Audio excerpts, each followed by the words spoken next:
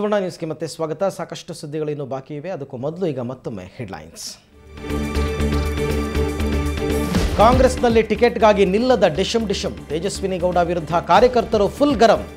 Ticket ಸಿಗದಿದ್ದಕ್ಕೆ ಗಳಗಳನೆ ಎತ್ತರು Prakasam. Siddaramaiah ಪಿತ್ತಕೋಶದಲ್ಲಿ ಕಲ್ಲು, ಇನ್ನು 3 ದಿನ ಪ್ರಚಾರ ಗಿಚಾರ ನಿಲ್ಲು. ವಿಪಕ್ಷ ನಾಯಕನ ಆರೋಗ್ಯದ ಬಗ್ಗೆ ಎಲ್ಲೆಲ್ಲೂ ಗುಲ್ಲೋ ಗುಲ್ಲು.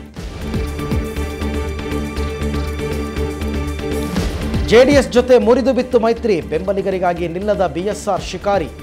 ಆನೆ ಮೇಲೆ ರಾಮುಲು ಮಾಡ್ತಾರ ಸವಾರಿ.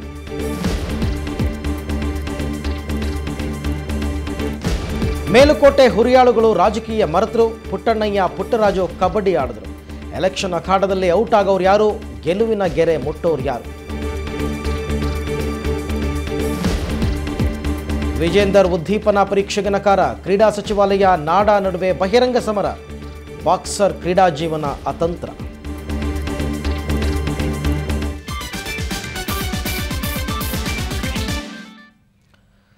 ಬಾಕ್ಸರ್ ವಿಜೇಂದರ್ ವಿರುದ್ಧದ ಡ್ರಗ್ ಸೇವನೆ ಆರೋಪ ಈಗ ಕೇಂದ್ರ ಸಚಿವಾಲಯ ಹಾಗೂ ರಾಷ್ಟ್ರೀಯ ಉದ್ದೀಪನ ನಿಯಂತ್ರಣ ಸಂಸ್ಥೆ ವಿರುದ್ಧ ಬಹಿರಂಗ ಸಮರಕ್ಕೆ ಕಾರಣವಾಗಿದೆ.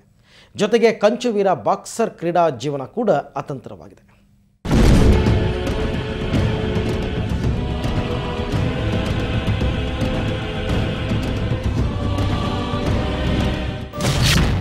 ವಿಜೇಂದರ್ ಹೆರಾಯಿನ್ ಸೇವನೆ ವಿವಾದ.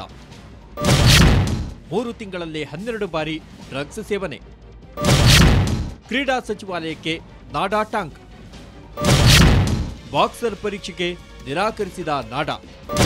ಡ್ರಗ್ಸ್ ಸೇವನೆ ಪ್ರಕರಣಕ್ಕೆ ಸಿಲುಕಿರೋ ಬಾಕ್ಸರ್ ವಿಜೇಂದರ್ ಸಿಂಗ್ ಮೇಲೆ ದಿನದಿನಕ್ಕೂ ಒತ್ತಡ ಹೆಚ್ಚುತ್ತಿದೆ. ಪ್ರಕರಣದ ಬೆನ್ನತ್ತಿರೋ ಪಂಜಾಬ್ ಪೊಲೀಸರಿಗೆ ಅಡಿಗಡಿಗೂ ಅಡೆತಡೆಗಳು ಎದುರಾಗುತ್ತಿವೆ.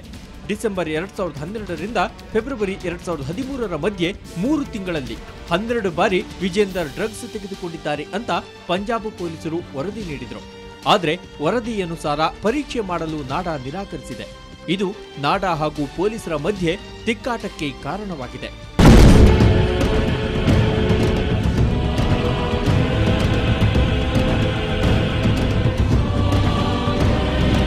ವಿಜೇಂದರ್ ರಕ್ತ ಹಾಗೂ ಕೂದಲು ಪರೀಕ್ಷೆ ನಡೆಸಬೇಕೆಂದು ಕ್ರೀಡಾ ಸಚಿವಾಲಯ ನೀಡಿದ್ದ ಸೂಚನೆಯನ್ನ ರಾಷ್ಟ್ರೀಯ ಉದ್ದೀಪನ ಮದ್ದು ತಡೆ ಘಟಕ ಕೇಂದ್ರ ತಳ್ಳಿಹಾಕಿದೆ.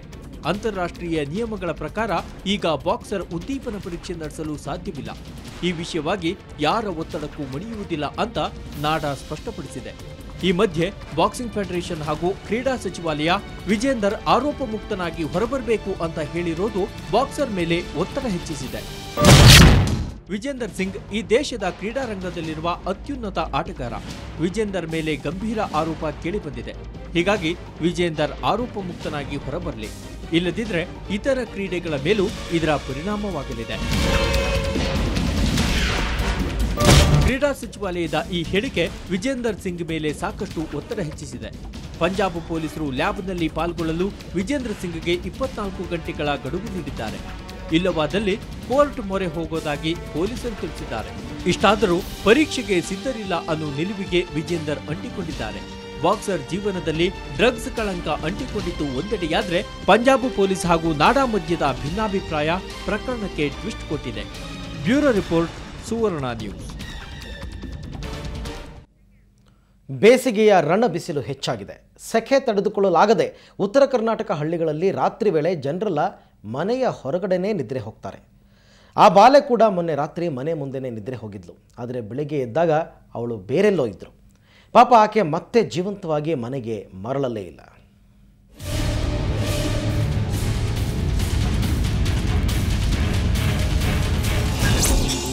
ಕಿಡ್ನಿ ಖದೀಮರ ದುಷ್ಕೃತ್ಯ, ದುಡ್ಡಿಗಾಗಿ ಬಾಲೆಯ ಹತ್ಯೆ. ಎಸ್, ಇಂಥದ್ದೊಂದು ಕೃತ್ಯದಿಂದ ಬೆಳಗಾವಿ ಜಿಲ್ಲೆ ಗೋಕಾಕ್ ತಾಲೂಕಿನ ಮೂಡಲಗಿ ಪಟ್ಟಣ ಬೆಚ್ಚಿ ಬಿದ್ದಿದೆ. ಇವತ್ತು ಪಟ್ಟಣದಲ್ಲಿ ಅಘೋಷಿತ ಬಂದ್ ವಾತಾವರಣ ಇತ್ತು. ಅಂಗಡಿ ಮುಂಗಟ್ಟುಗಳೆಲ್ಲ ಬಾಗಿಲು ತೆರೆದಿರಲಿಲ್ಲ. ರಸ್ತೆಗಳೆಲ್ಲ ಬಹುತೇಕ ನಿರ್ಜನವಾಗಿದ್ದವು. ಪಟ್ಟಣದ ಇನ್ನೊಂದು ಗಲ್ಲಿಯಲ್ಲಿನ ಚಿತ್ರಣವೇ ಬೇರೆ ಇತ್ತು. ಇಲ್ಲಿ ಜನಜಾತ್ರೆಯೇ ನೆರೆದಿತ್ತು. ಊರ ಮಂದಿಯೆಲ್ಲ ಇಲ್ಲೇ ಜಮಾಯಿಸಿದ್ರೇನೋ. ಹೀಗಾಗಿ ದಂಡಿಯಾಗಿ ಜನರೆಲ್ಲ ಬಂದು ಮನೆಯೊಂದರ ಮುಂದೆ ಜಮಾಯಿಸಿದ್ರು. ಇಲ್ಲಿನ ದೃಶ್ಯ ಕರಳು ಹಿಂಡುವಂತಿತ್ತು.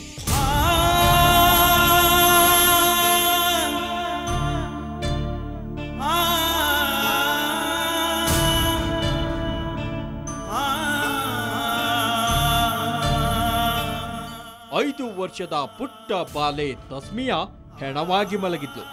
ಈ ಮುದ್ದು ಕಂದಮ್ಮನ ಹೆತ್ತಮ್ಮ ಹಾಗೂ ಬಂಧುಗಳ ದುಃಖದ ಕಟ್ಟೆಯೊಡೆದು ಕಣ್ಣೀರ ಕೋಡಿ ಹರಿದಿತ್ತು.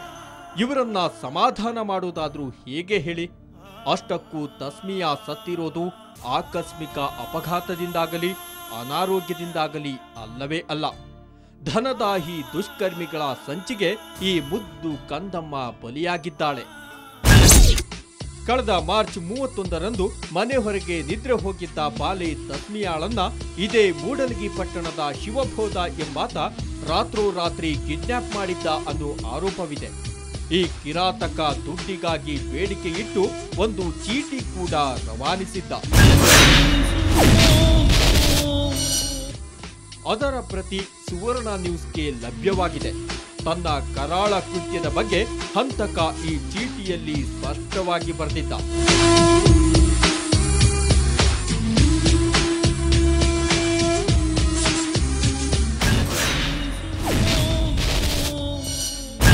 ನಿಮ್ಮ ಮಗು ಬೇಕಾದ್ರೆ ಕಾಲ್ ಮಾಡಿ 7411267632. ನಿಮ್ಮ ಮಗುವಿನ ಕಿಡ್ನಿ ನಮಗೆ ಬೇಕಾಗಿರುವುದರಿಂದ ಒಯ್ದಿದ್ದೇವೆ. ಒಯ್ದಂತಹ ಮಗುವಿನ ತಂದೆಗೋಸ್ಕರ 5 ಗಂಟೆಗಳವರೆಗೆ ಮಾತ್ರ ಕಾಯುತ್ತೇವೆ. ನಂತರ ಕಿಡ್ನಿಯನ್ನ ಮಾರುತ್ತೇವೆ. ಹೀಗೆ ಚೀಟಿ ಬರೆದು ಬಾಲಕಿಯನ್ನ ಅಪಹರಿಸಿದ್ದ ಬದ್ಮಾಶ್ ಬರೋಬ್ಬರಿ 10 ಲಕ್ಷ ರೂಪಾಯಿಗೆ ಬೇಡಿಕೆ ಇಟ್ಟಿದ್ದ.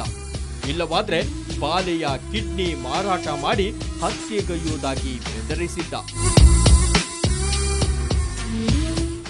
ಕಂಗಾಲಾದ ಪೋಷಕರು ಬಾಲೆಯನ್ನ ಸುರಕ್ಷಿತವಾಗಿ ಕರೆತರಲು ಇನ್ನಿಲ್ಲದ ಕಸರತ್ತು ನಡೆಸಿದರು. ಆದರೆ ಕಿಡ್ನಿ ಕಿರಾತಕ ಮಗುವನ್ನ ಹತ್ಯೆಗೈದು ರಕ್ಕಸನಂತೆ ವರ್ತಿಸಿದ್ದಾನೆ. ಕಳೆದ ರಾತ್ರಿ ನಗರದ ಹೊರವಲಯದಲ್ಲಿರೋ ತೋಟವೊಂದರ ಬಳಿ ತಸ್ಮಿಯಾ ಶವ ಪತ್ತೆಯಾಗಿದೆ. ಇವತ್ತು ಬೆಳಗ್ಗೆ ಸುದ್ದಿ ಮೂಡಲಗಿ ಪಟ್ಟಣದೆಲ್ಲೆಡೆ ಹರಡಿದ್ದು ಜನರೆಲ್ಲ ದಿಗ್ಭ್ರಾಂತರಾಗಿದ್ದಾರೆ. ಮೂಡಲಗಿ ಪೊಲೀಸ್ ಠಾಣೆಯ ಮುಂದೆ ಪ್ರತಿಭಟನೆಯೂ ನಡೆದಿದೆ. 10 ಲಕ್ಷ ರೂಪಾಯಿ ಡಿಮಾಂಡ್ ಮಾಡಿದ್ರಿ ಸರ್. ನಾವು 10 ಲಕ್ಷ ರೂಪಾಯಿ ಡಿಮಾಂಡ್ ಮಾಡಿದ್ವಿ. ನಾ ಏನು ಹೇಳಿರಿ ಸರ್, 50 ನೋಡಪ್ಪ ನಾನು ಗುಂಡಿ ಕೆಲಸ ಮಾಡವ ಮತ್ತು ನನ್ನ ಹತ್ರ ಅಷ್ಟು ರೊಕ್ಕ ಕೊಡೋಕೆ ಆಗಂಗಿಲ್ಲ, ನಾನು ಬಿಡೋದನ್ನು ಪೂರ ಮತ್ತು 50,000 ರೂಪಾಯಿ ಮಟ್ಟ ಕೊಡ್ತೀನಿ ಅಂತ ಹೇಳಿರಿ ಸರ್. ಅವಾಗ 50,000 ರೂಪಾಯಿ ಇಲ್ಲ, ನಂಗೆ 10 ಲಕ್ಷ ರೂಪಾಯಿ ಬೇಕೇ ಬೇಕಂತಂದ್ರೆ ಬೇಕಂದ್ರೆ ಇಲ್ಲರಿ ಸರ್, 1 ಲಕ್ಷ ರೂಪಾಯಿ ಲಾಸ್ಟ್ ಕೊಡ್ತೀನಿ ರೀ ಸರ್. ನೀವು ಹಂಗೆ ಮಾಡಕ್ಕೆ ಹೋಗ್ಬೇಡ್ರಿ ಸರ್, ಮತ್ತು ಹುಡುಗಿಯನ್ನು ಮಾಡಕ್ಕೆ ಹೋಗ್ಬೇಡ್ರಿ ಸರ್. ಸದ್ಯ ಪೊಲೀಸರು ಆರೋಪಿಗಾಗಿ ಬಲೆ ಬೀಸಿದ್ದಾರೆ. ಆತನನ್ನ ಹಿಡಿದು ಚೆನ್ನಾಗಿ ಚೆಚ್ಚಿ ವಿಚಾರಣೆ ನಡೆಸಲು ನಿರ್ಧರಿಸಿದ್ದಾರೆ. ಈ ಘಟನೆ ಮೂಡಲಗಿ ಮಾತ್ರವಲ್ಲ, ಸುತ್ತಮುತ್ತಲಿನ ಗ್ರಾಮಗಳ ಜನರು ಬೆಚ್ಚಿ ಬೀಳುವಂತೆ ಮಾಡಿದೆ. ಯಾಕಂದ್ರೆ ಬೇಸಿಗೆ ದಿನಗಳಲ್ಲಿ ಬಹುತೇಕ ಜನ ಮನೆಯ ಹೊರಗೆಯೇ ನಿದ್ರೆ ಹೋಗೋದು ಮಾಮೂಲು. ಮಕ್ಕಳ ಕಳ್ಳರ ಕಾಟ, ಕಿಡ್ನಿ ಖದೀಮರ ಉಪಟಳ ಮತ್ತೆಲ್ಲಿ ಹೆಚ್ಚಾಗುತ್ತೋ ಅನ್ನೋ ಭೀತಿ ಇಲ್ಲಿನ ಜನರದ್ದು.